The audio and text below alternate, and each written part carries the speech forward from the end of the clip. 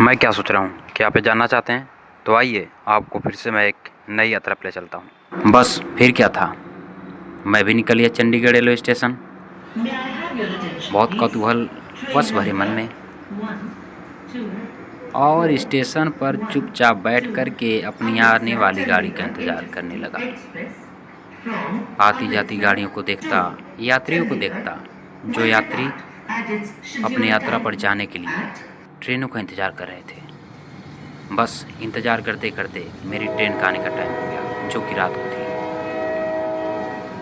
चंडीगढ़ से अमृतसर की दूरी कोई यही 250 किलोमीटर है। ट्रेन के आते ही मैं भी ट्रेन में सवार हो गया और बैठ गया। हालांकि रात की यात्रा थी। जब दिन हुआ तो मैं ट्रेन के बाहर देखने लगा और पंजाब की हरियाली मुझे अपनी तरफ खींचने लगी। खैर, ये मेरे लिए कोई नई बात नहीं थी। पंजाब को देखना पहले भी देख चुका हूँ।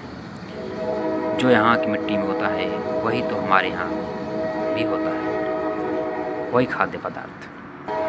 खैर, ट्रेन चलते चलते जालंधर जंक्शन पहुँचने वाली थी और ट्रेन की स्पीड भी बिल्कुल हवाओं को छू रही थी और मैं बस इंतज़ार में था कि अपनी मंजिल तक कैसे पहुँचूँ। जालंधर से वैसे मेरा पुराना नाता रहा है, क्योंकि मैं यहाँ पहले भी आ चुका था घूमने। आगे चलता गया, लेकिन जालंधर में एक चीज़ ने मुझे बहुत आश्चर्यजनक लगा। आश्चर्यचकित कहिए या आश्चर्य से भरे हुए दृश्य कहिए। जी हाँ, कहीं कहीं धूप थी तो कहीं खेतों में इतनी ज़्यादा शीत थी कि मानो जैसे जनवरी का महीना चला हो, जबकि ये 23 मार्च का दिन था। और वह अद्भुत नज़ारा प्राकृतिक के सौंदर्य को दर्शाते हुए मेरे मन को भी छू लिया और मैंने उसे अपने कैमरे में रिकॉर्ड भी कर लिया, जो मैं आपको दिखाना चाहता हूँ। यात्री को देखकर यही सोचता हूँ, कितने लोग आखिरकार आते जाते कहाँ।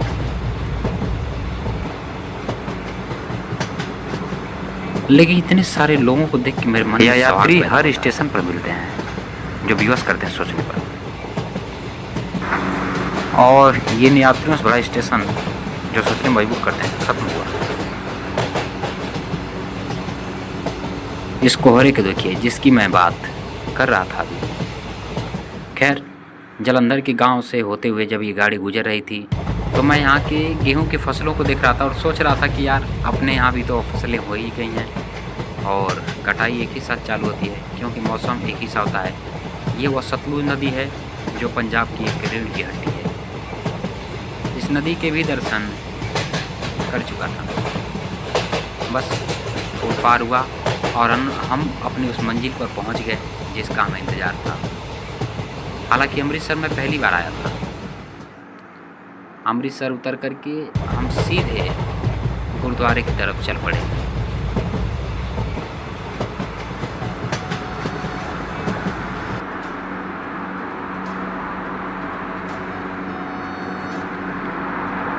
हालांकि रेलवे स्टेशन से लेकर के गुरुद्वारे का किराया मात्र एक व्यक्ति की अगर हम बात कर लें तो 15 रुपये ही है केवल। इस बात का आप ध्यान रखिएगा यदि कभी अमृतसर आएँ। लेकिन यहाँ की तंग गलियाँ मुझे बहुत अच्छी लगी। सोचता था काश वो भी पंजाब हमारे पास होता जो इस वक्त पाकिस्तान में शामिल हो गया। लेकिन अंग्रेज़ों ने बहुत बुरी तरह से भारत के टुकड़े किए। जो हिस्सा में मिलना चाहिए था नहीं मिला। ये जो आप व्यू पॉइंट देख रहे हैं ये अमृतसर गुरुद्वारे से तकरीबन आधे किलोमीटर दूर शुरू हो जाता है और यहाँ सभी बिल्डिंगों के आप रंग देखेंगे तो बिल्कुल एक समान है। आपको ऐसा नहीं लगेगा कि आप भारत के किसी शहर में यात्रा कर रहे हों। एक मनमोहक दृश्य जिसे आप फिल्म सिटी भी कह सकते हैं, लेकिन ये ऐतिहासिक जगह है। यहाँ पर मैंने एक चीज़ देखा कि संपूर्ण भारत एकत्रित हुआ था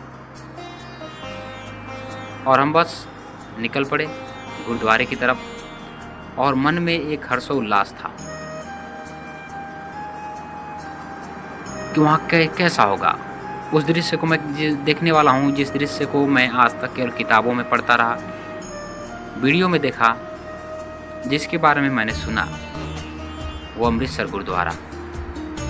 यहाँ पे केवल दो ही चीज़ें आपको मिलेंगी, गुरुद्वारा और मंदिर। इसके अतिरिक्त आपको कुछ नहीं मिलने वाला है।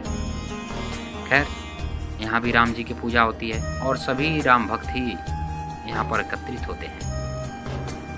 आइए मेरे साथ साथ आप सभी को भी इस गुरुद्वारे के दर्शन करा ही देते हैं।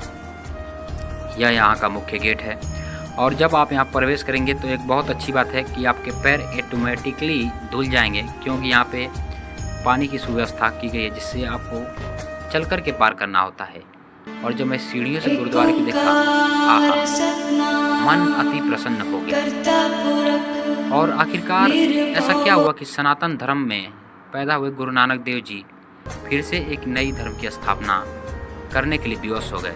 आइए उसके बारे में भी हम जान लेते हैं कि आखिरकार क्यों जरूरत पड़ी उनको। क्योंकि उस वक्त समाज में छुआछूत और भेदभाव, पाखंडवाद ज़्यादा बढ़ गया था।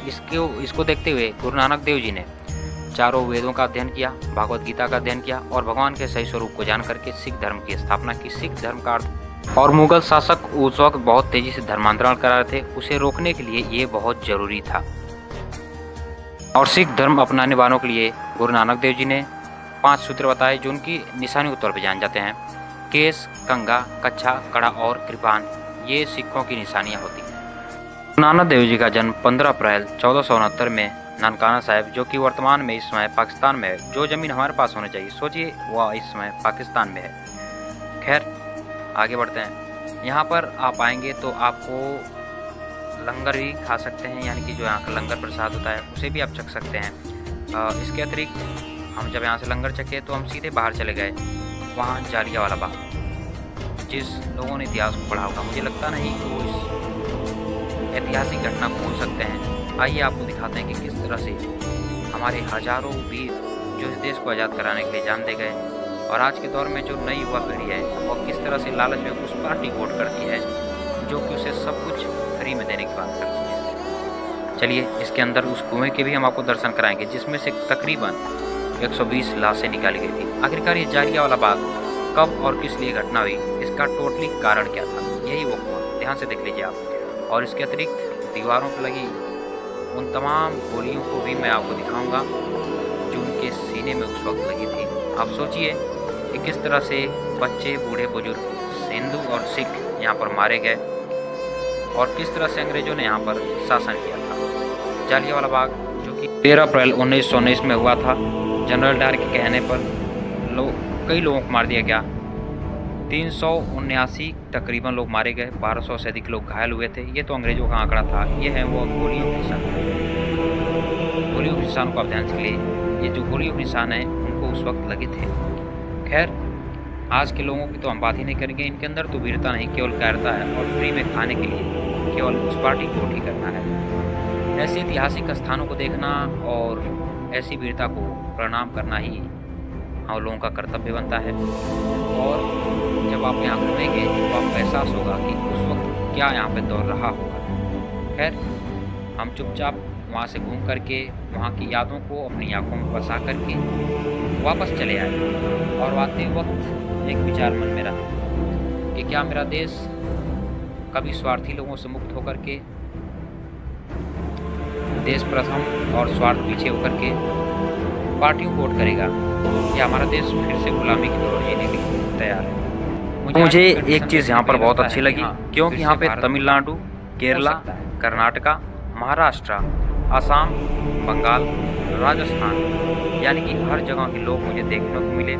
और ये बहुत अच्छा है कि हर स्कूल टूरिज्म के तौर पे ऐसे स्थानों को दिखाए ताकि लोगों के अंदर वीरता की भावनाएं भरी रहे।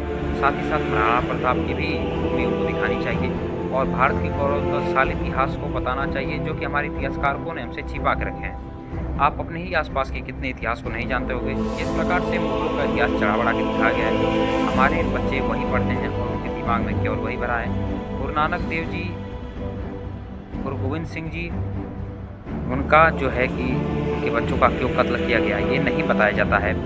और ये अमृतसर, जिसका नाम अमृतसर क्यों पड़ा, क्योंकि सिखों के चौथे गुरु गुरु रामदास जी ने उस अमृतसरों का स्थापना कराया जहाँ पे गोल्डन टेम्पल मौजूद है। गोल्डन टेम्पल का निर्माण 1577 में शुरू हुआ था और 1604 में बन करके ये पूर्ण रूप से तैयार हुआ। इसलिए